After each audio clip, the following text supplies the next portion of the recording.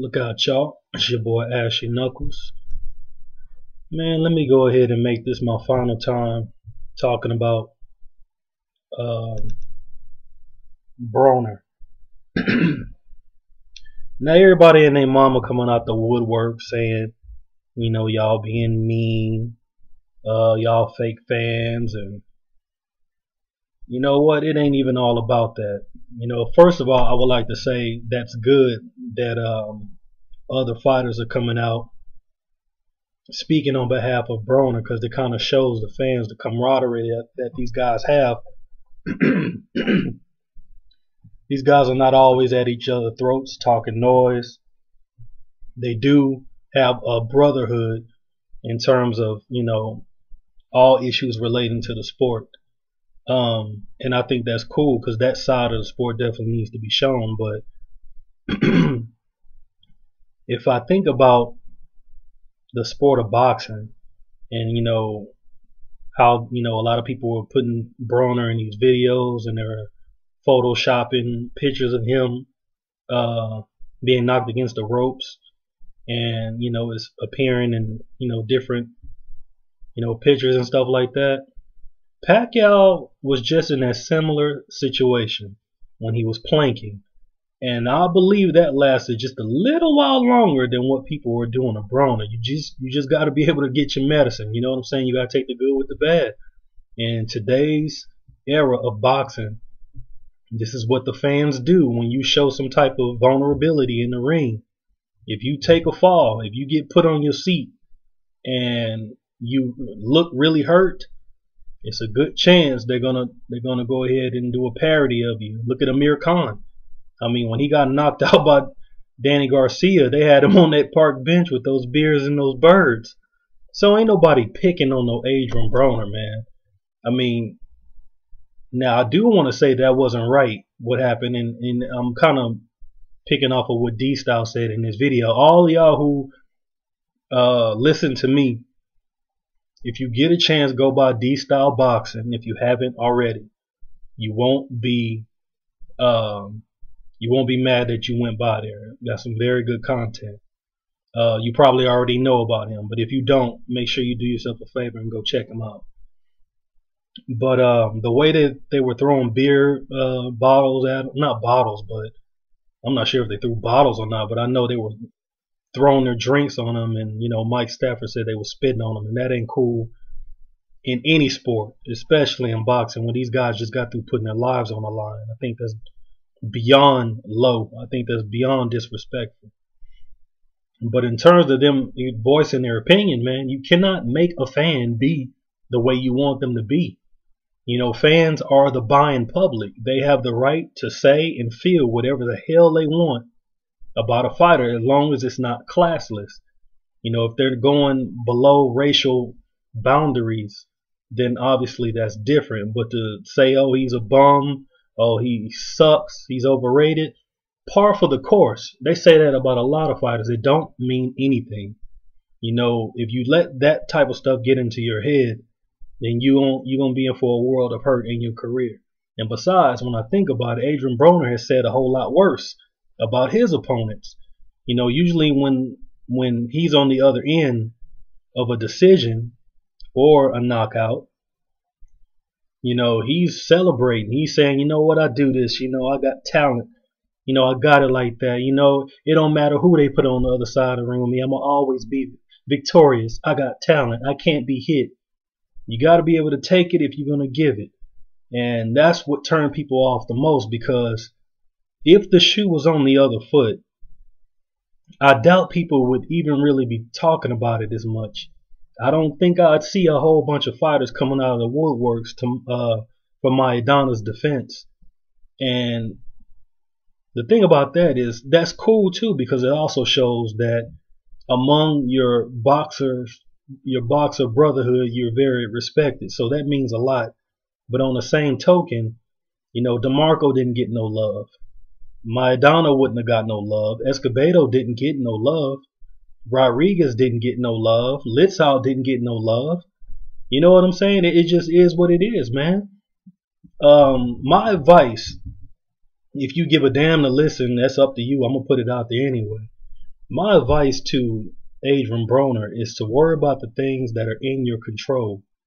What have you done or what have you been doing in your life that you could possibly attribute uh, to what happened on the 14th? Were you living a 100% disciplined lifestyle like a fighter should?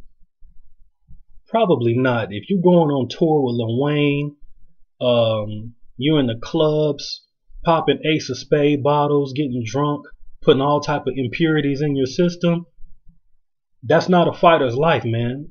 Just because you're multi-talented does not mean that, you know, everything ends and begins with Adrien Broner. It does not. There's been a lot of fighters in this game with talent before you came around here, and they will be here after you come around here.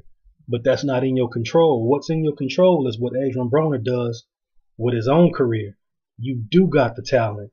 But if the 14th didn't prove it to you, there are a lot of guys in this game that don't have half the talent, but they'll eat your lunch any day of the week. Because while you out there and you dime it up, you grilled up, you tricking off money in the club, you know what I'm saying? You going on tour, they looking at you, they hungry. They don't have a fraction of that money. They ain't getting a fraction of that network exposure or that promotional push. And then you looking like a piece of chicken and they hungry. And that's what it was, bro. Maidana was not going to be denied. And it's a lot of fighters that are in that same category, that if you keep acting like this, they're going to prepare for you. They're going to prepare for everything that you bring. They're going to try to find any vulnerabilities, and they're going to work hard in camp and try to exploit those. But I don't think it's the end of Adrien Broner. You know, Bernard Hopkins lost his first professional fight, if I'm not mistaken. And I know, let's say, look at Henry Armstrong. I think he lost a bunch of fights early in his career, and he went on to be a legendary fighter, one of the best this sport will ever see, ever. So a loss ain't everything. All the people saying Broner's a bum, oh, I knew he was overrated, just because of one loss, really, really, okay. And then they'll say something like Khan is better and Khan is this and that and the other because he beat Maidana. Well, Khan won the fight on Queer Street. He was legitimately hurt and running through all the championship rounds because Maidana was on him. The fight could have been legitimately stopped and awarded to Maidana via stoppage, and it would have been nothing. It would have been a legit win because he was hurt. So I don't get how Khan automatically gets points because he beat Maidana. That doesn't make sense, because if you really think about it, Khan got knocked out by a guy who's not on Maidana's level. No, I'm not talking about DSG. I'm talking about Brendan Prescott. He is not on Maidana's level, period, you know, on any day of the week. So how Khan is all of a sudden this beacon of hope as a guy who just has all these attributes and he's just on the rise, he's going to do things. I don't know how you tie the two together. But damn Khan, we're talking about Broner. At the end of the day, you got to be humble. You know what I'm saying? Broner had enough personality to win the fans with just, you know, being silly and your humor, dancing in the ring. Nothing's wrong with that. Even rapping, do that. But when you posting pictures of being in strip clubs, not saying you can't go to strip clubs. Everybody go to strip clubs. I mean, a lot of guys go to strip clubs. But you got your face in a girl, between a girl's legs. You flushing money. You know, it's a lot of people that's out there struggling, and you know that's just flat out disrespectful for the times that we're living in. And you know what? You just gotta really clean your act up. You know what I'm saying? Because it ain't all about the talent. If you're not matching the work with the talent, boxing is a 24/7 sport. You have to have 100% focus on it. I don't give a damn how much talent you think you have. There's a lot of guys that came through this game with talent, and they didn't get the big promotional push. They didn't get networks that's trying to showcase them and put their fights on a network during prime time hours. They didn't have the high profile promoters. There's a lot of guys with good talent that had to come up the real hard way. And you know what? It just is what it is. So what basically needs to be said here is if we could minimize this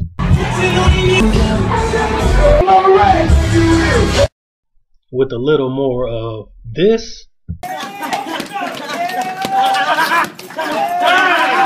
and you're good.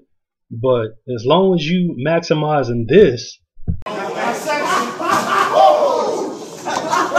and not substituting it with a whole bunch of this,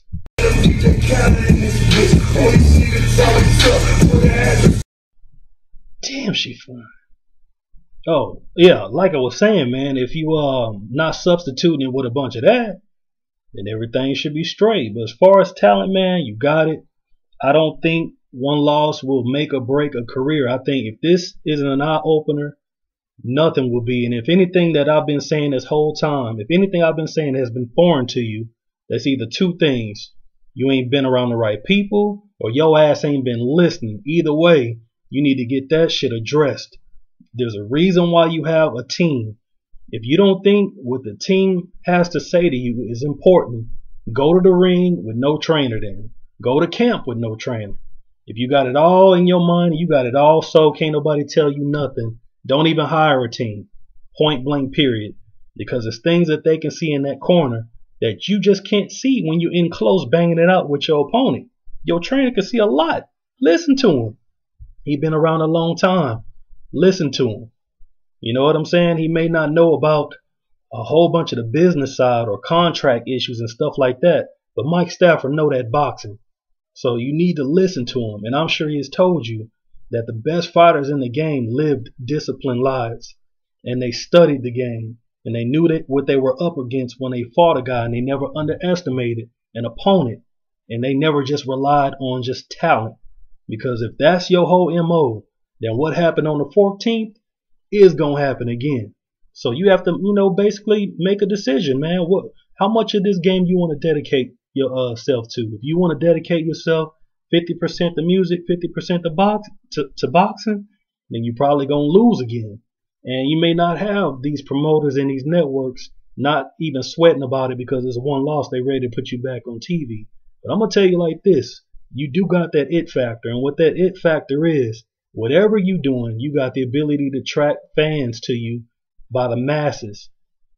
You have to decide, do you want them to be fans of Adrien Broner or haters of Adrien Broner just looking for the next time that a fight like what happened on the 14th to repeat again, so they can have you, in pictures and stuff like that, and making parody out of you, talking bad to you and stuff like that.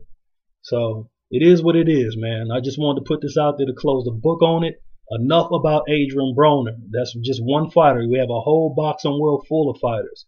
If this happened to Maidana, none of this stuff would even be relevant. Nobody would make videos feeling sorry for him and stuff like that. He's a young fighter. I get that, but you got a lot of young fighters in the game. Adrien Broner has to make his mind up on what he want to do in this game. The book is not closed on him. Let's see what happens. Your boy Ash. Deuce.